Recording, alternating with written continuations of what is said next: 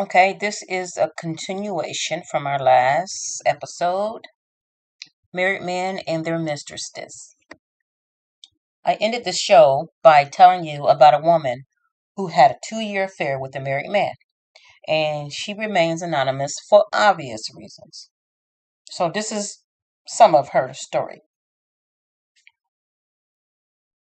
He told her that having an affair was modern and European and traditional.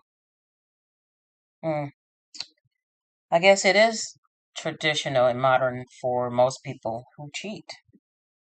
That was my comment.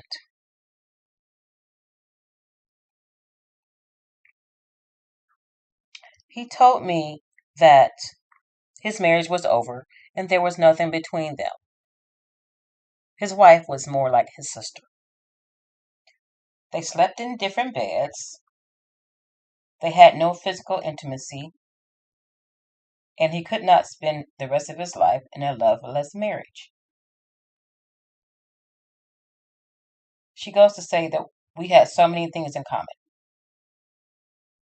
It seems that they were destined to be together because a universe had aligned the rare circumstances of their meeting, which was surely significant. She had asked for and prayed for a man with all his qualities, and he was a gift. He told me that I had all the characters that he searched for his entire life, but he was married to some other woman. So his wife may have had all the characters at one point.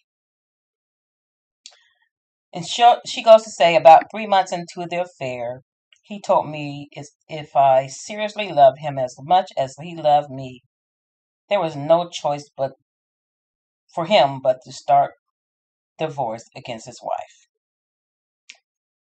Note, his third wife. I agreed with him and started making my own plans to be with him.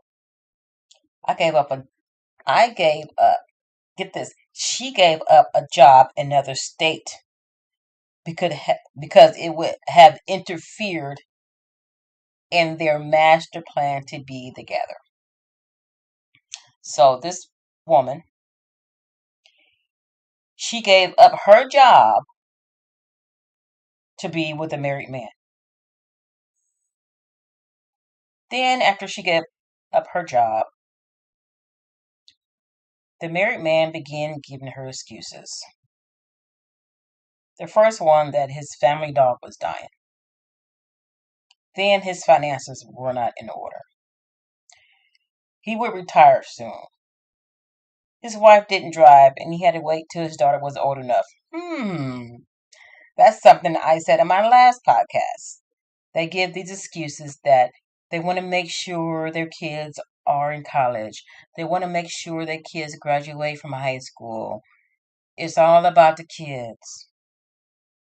So he wanted to wait until his daughter was old enough. He was starting his own consulting firm. He had to put his mother in a nursing home and renovate her apartment so he could rent it out. She goes on to say she didn't want to see that he was stringing her along. So she ignored these red flags because she wanted to continue this fantasy about her finding the perfect man that she prayed for. My friends told me, but I didn't believe them either.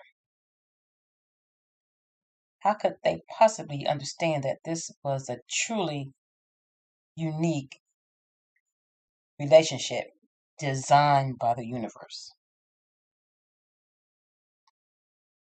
She goes on to say, I saw a photo of their bedroom. She saw one bed. She saw a number of family vacations.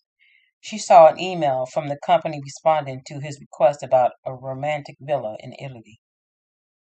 She saw dinner parties, outings with neighbors, and so many other signs that this was a happy family, but despite all the evidence, she hung on to a fantasy.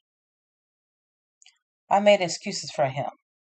I even hung on when he said he could no longer continue our daily interactions by text messages, email, Skype, and that she agreed to continue their conversations on a lesser scale. I hung on and was literally devastated when he finally said it had to be over. But was it really over? He came back again and again, which only convinced me that it was meant to be. Then his wife got breast cancer and would need a lumpectomy removal of one of the breasts, followed by chemo and radiation. He couldn't possibly leave her, knowing the state she was in. But she said she didn't know if the breast cancer story was true. But it wouldn't have mattered anyway, because she convinced herself that he was meant for her. Then she said she had a complete mental and physical breakdown. She was irrational. She cried constantly, continuously, with anxiety. She lost 15 pounds. She was almost hospitalized. But her doctor agreed to an outpatient program.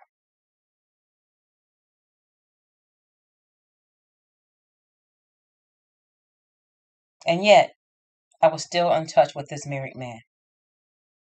He knew how broken I was, and he still wanted to continue. He said he thought about me every single day. Even a year later, when I finally saw the light and realized I had to be finished with him for the sake of my own sanity in life, he didn't care or value me at all, except for my ability to distract him from his current life. She didn't value herself, so why would he? She goes on to tell him that if he becomes available for a real relationship, feel free to contact me. So again, she is leaving the door open to him, even after she sees all the signs, all these signs. So that's telling him she's one sucker. But I can keep going to and going to if I choose to. He followed me for a while on social media, and then he saw that I'm in a happy committed relationship with someone else who is actually available to me on many levels. And he has not been in contact since. If he were to contact me to say he left his wife and is now available, I would not even respond.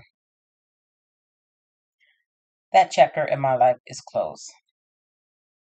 So she said that she would not respond if he said he was divorced. Do we believe that? Maybe she finally got over him. Maybe she finally start respecting herself. Then she goes to say, here's what I hope you take away from my story. Stop running on the hamster wheel. That affair is going nowhere. Furthermore, you won't find a real relationship until you are completely available and whole. Mistresses, wannabe mistresses, wannabe side chick, heed her words and do not entertain the married man. Until next time, thank you for joining.